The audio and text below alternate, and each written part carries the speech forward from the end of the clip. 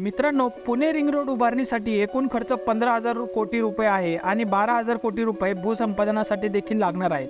Ring रोडच्या 31 kilometre टप्प्याचे बांधकाम हे राष्ट्रीय महामार्ग प्राधिकरण करणार आहे आणि 31 किलोमीटरचा हा टप्पा प्रस्तावित पुणे औरंगाबाद ग्रीन कॉरिडॉरचा भाग आहे. सध्या रिंग रोडसाठी आवश्यक असलेल्या प्रक्रिया पूर्ण केल्या जात आहेत आणि भूसंपादन सुद्धा पूर्ण केले जात आहे. परंतु आता या रिंग रोडच्या कामाचा वेग कमी होईल की काय अशी दाट शक्यता वाटत आहे. तर यामागचे कारण काय हे जाणून घेण्याआधी जर तुम्ही चॅनलवर नवीन असाल तर चॅनलला सबस्क्राईब करायला विसरू नका आणि आपण वळूयात व्हिडिओकडे.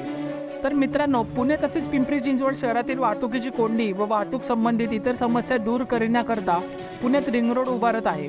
पुण्यासाठी महत्त्वाचा असलेला रिंग रोड पूर्व व पश्चिम अशा 2 भागात विभाजित आहे. पुरंदर, भोर, मावळ, मुळशी तसेच खेड तालुक्यातून हा जाणार आहे. पण आता असे वृत्त येत आहे की पुणे महानगर प्रदेश विकास प्राधिकरण अर्थसंकल्पातून रिंग रोडसाठी भरीव तरतुदीची अपेक्षा होती. परंतु पहिल्या टप्प्यातील भूसंपादनासाठी फक्त 207 कोटी रुपयांची तरतूद आली आहे. त्यामुळे पुणे रिंग रोडच्या कामाला जी गती मिळणे अपेक्षित होते ते मिळणार नसल्याचे दिसून येत आहे.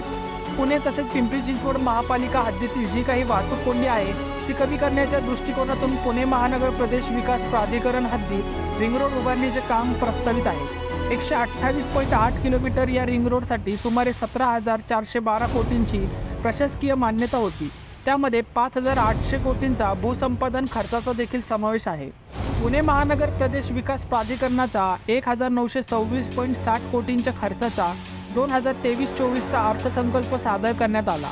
तसेच राज्याचे मुख्यमंत्री एकनाथ शिंदे यांच्या अध्यक्षतेखाली मुंबईत झालेल्या प्राधिकरण सभेने अर्थसंकल्पाला मान्यता दिली.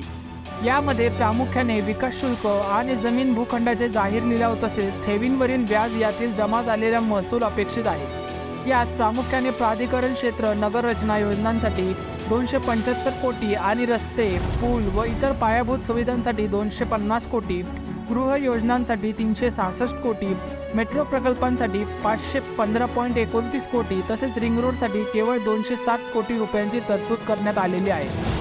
त्यामुळे इतक्या कमी प्रमाणात तरतूद करण्यात आली असल्याने रिंग रोडच्या कामाला अपेक्षित गती मिळण्याचे स्पष्ट होत आहे. तर मित्रांनो, पुणे रिंग रोड हा प्रकल्प लवकरात लवकर पूर्ण होईल का इतर प्रकल्पांप्रमाणे हाही रखडला जाईल, कमेंट करायला विसरू नका.